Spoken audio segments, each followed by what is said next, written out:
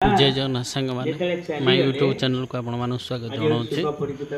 तो मुझे fast time more YouTube channel पकाइवाई जाऊँगी आपण मैंने भी भल थे मु भी एकदम बहुत बढ़िया अच्छे। तो आम साहि बर्तमान भागवत गीत चली तो भागवत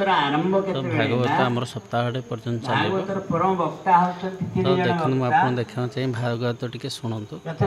कार्तिक मास सप्ताह पर्यटन चलो बाबा आस एवं परीक्षित महाराज सुनते। तो प्रश्न ये जो सुखदेव महाराज तांकर जन्म कथा कि कौट जन्म हेले तांकर चरित्र केमती आरंभ है। तो सुखदेव महाराज सुखदेव हूँ स्वयं महादेव।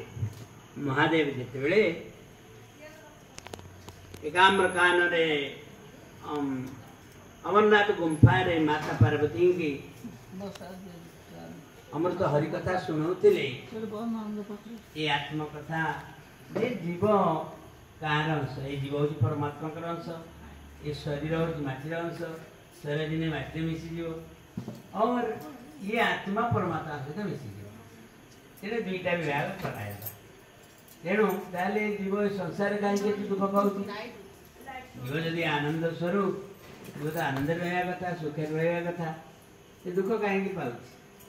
पहले जो शरीरटा दि जाए शरीर सब दुख रखी जाए शरीर जन्म हम महिला हम तेणु शरीर भांगी कष्ट हम ये शरीर बेमार हम कष्ट हम तेणु ता सहित जोड़ी है आत्मा कष्ट पाए तेणु ये शरीर संबंध जी साधना द्वारा मुक्ति हम सी आनंद अमृत रस को पान कर। तेणु सुखदेव महाराज जिते एक सुख महादेव पार्वती कहते पार्वती से एका शुणुचे किए ना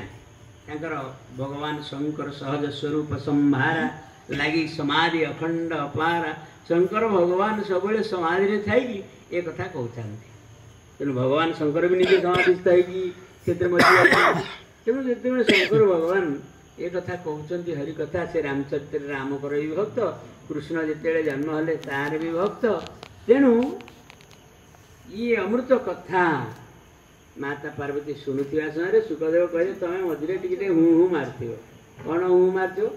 जे हाँ हाँ कर हूँ मान कौन हाँ शुणुच ना हूँ शुणुच ना हूँ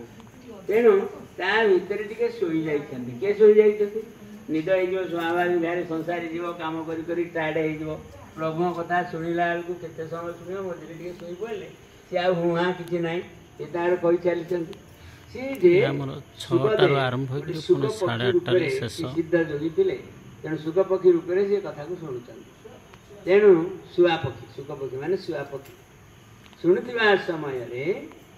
से देखिले तो कई हूँ मारूना ये पक्षीटा हूँ मार्च कौन ते किए कहला आम कथा शुणा ब्रह्म विचार ब्रह्म कथा भगवान कथा ये शुणुची ये तृतीय व्यक्ति जे शुणव सी जदि ज्ञान चोर है जदि गुरु को प्रणाम करके शुणला ठीक अच्छे जदि सी लुचि लुचि शुणुची ज्ञान चोर तेणु शिव धरले त्रिशूल मारिया को दौड़े दौड़ी दौड़ी दौड़ी जो जा पहुँचले से समय व्यासदेव एवं तांकर स्त्री अरणी देवी एमती आ करके बस पार्टी भितर सीए पशिगले किए सुख पक्षी पक्षी माने सूक्ष्म रूप से पशिगले से समय भगवान शिव मारे त्रिशूल धरिकी बाहर व्यासदेव स्तुति कले कहले प्रभु तुम्हें तुमर कथा शुणी कौन है घटना ना एमती से ज्ञान चोरी कर मोर आम दुई जन ये थी आ कि तेणु ताकू मु बध करदेवी कहले प्रभु ये जो भागवत कथा लिखाई आपको किए प्रचार कर तुम कथा तो यहाँ भागवत कथा भगवान कथा ये अमृत कथा अमृत तू जी शुण से प्रचार कर तेणु